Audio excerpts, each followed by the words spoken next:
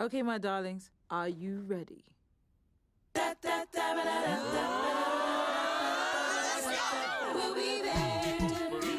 Winking a smile and a great old time. You will be there. Wherever we are, there's some fun to be found. We'll be there when you turn that corner. We jump out the bush with a big bear hug and a smile. We'll be there.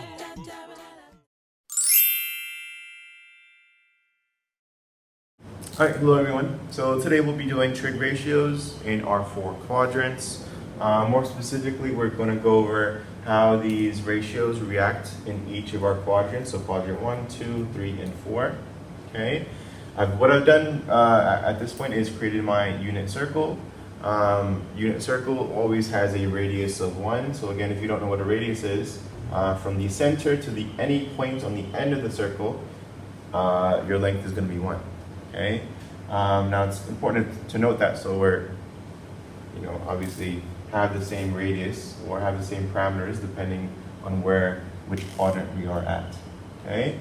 At this point, you should draw this relatively big on your notes, since we'll be using each of these quadrants selectively, kind of going one after the other. Okay, so let's start with quadrant 1 first. Let's make our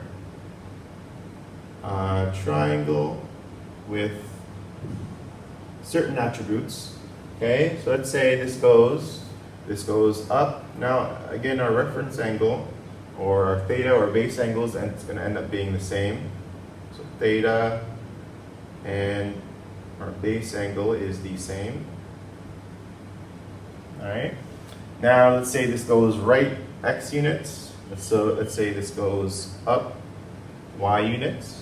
Okay, and we know that our radius is of course going to be 1. Okay, so let's go ahead and see how this reacts depending on sine, cosine, and tan. So with sine, let's see how it reacts. So again, sine being over h, that would be y and 1. Okay, which is just y. Let's take a look at cosine. Okay, cosine being a over h, so that would be x over 1. X. Let's take a look at tan.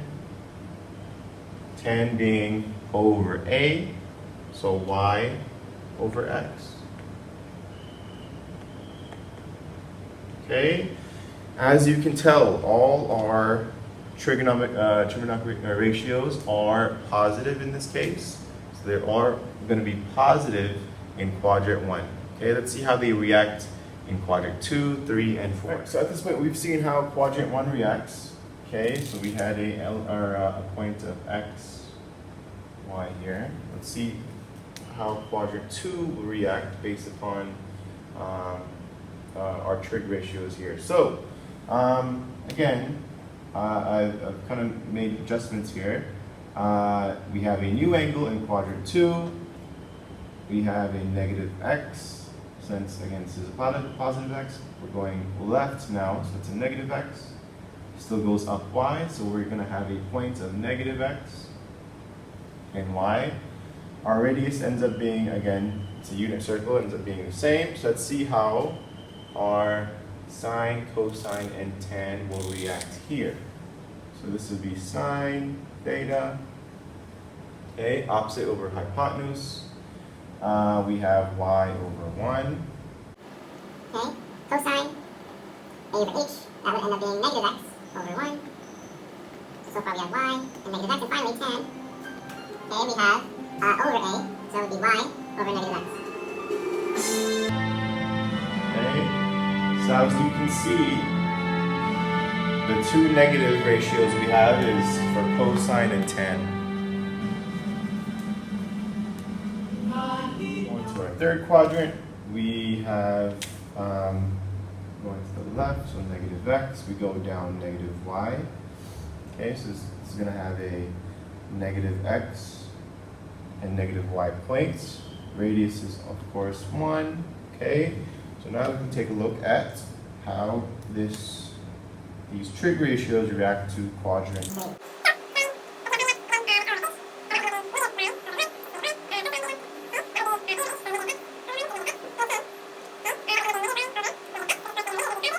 Take a look at this. The only thing that are negative is cosine and sine.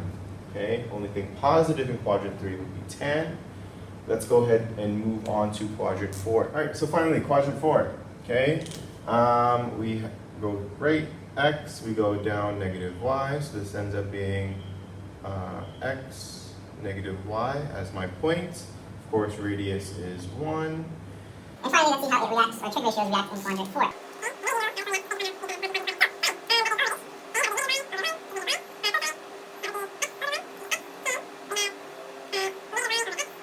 Again, The only thing that's positive in this case is cosine, okay?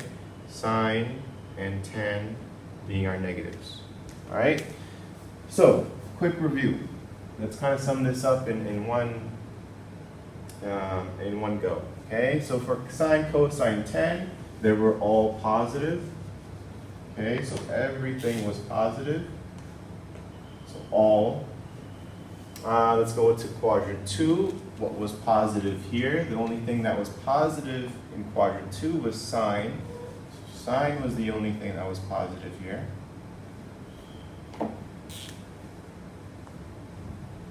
Okay. Quadrant 3. Only thing that was positive in quadrant 3 was tan.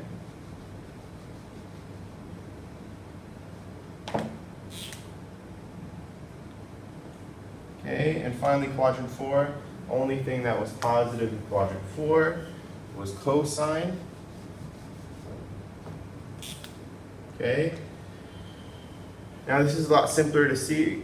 It's easier to remember. Okay, so if you remember A, S, T, C going in order from quadrant 1 to quadrant 4, a simple mnemonic people use to kind of remember this, and you can kind of make up your own if you want to make up your own.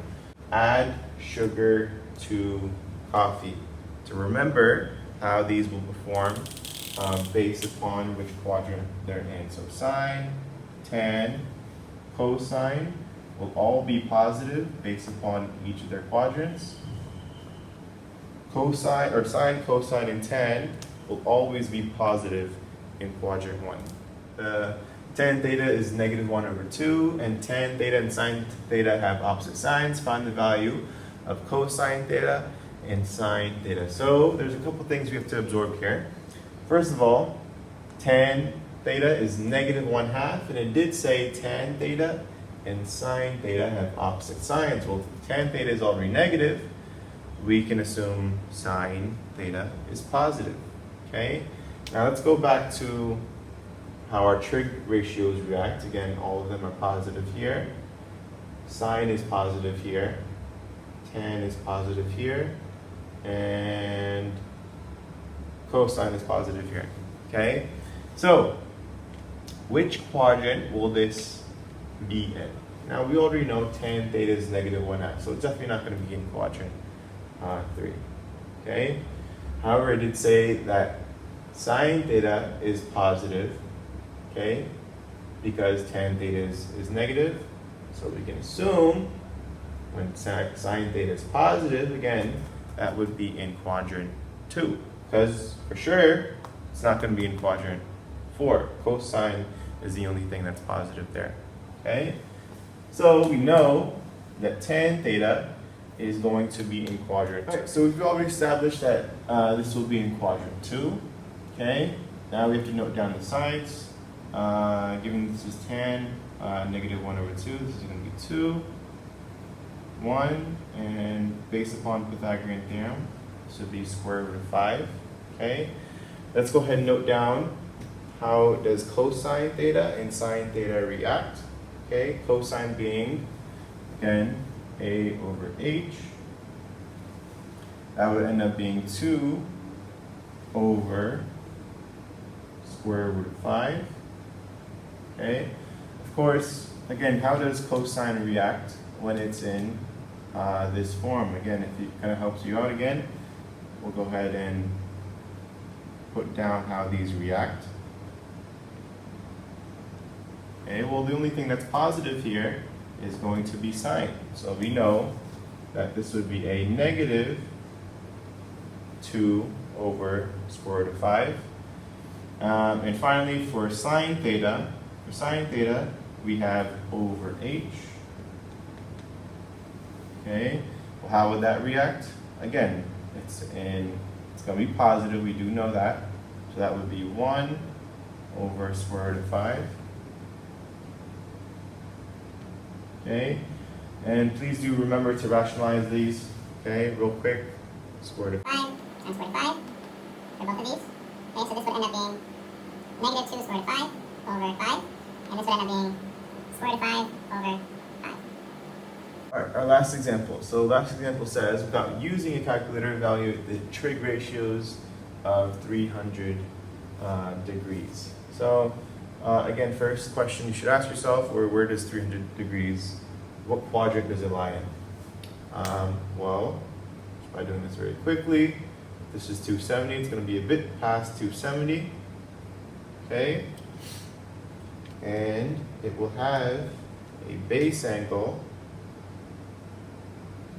of, well, this is 300, the rest of it is 60.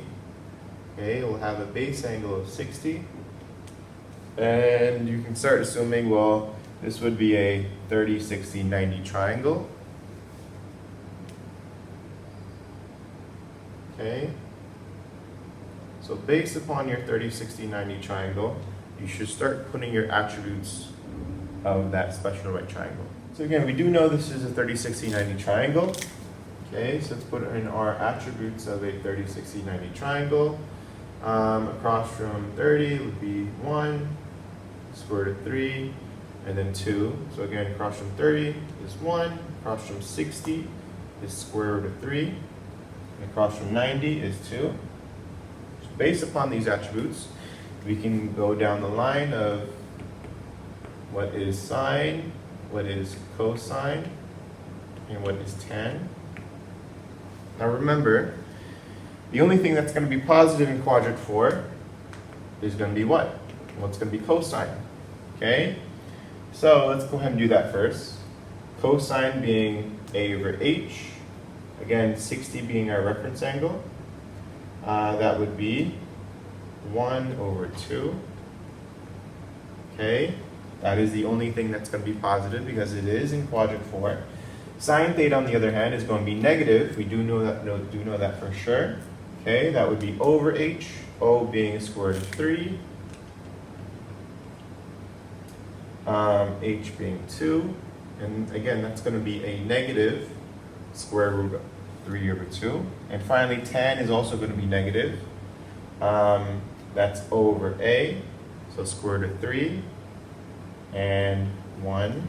So again, it's going to be negative square root of 3 over 1, or just square root of 3, or negative square root of 3. Okay, so here are all our trig ratios when we have an angle of 300.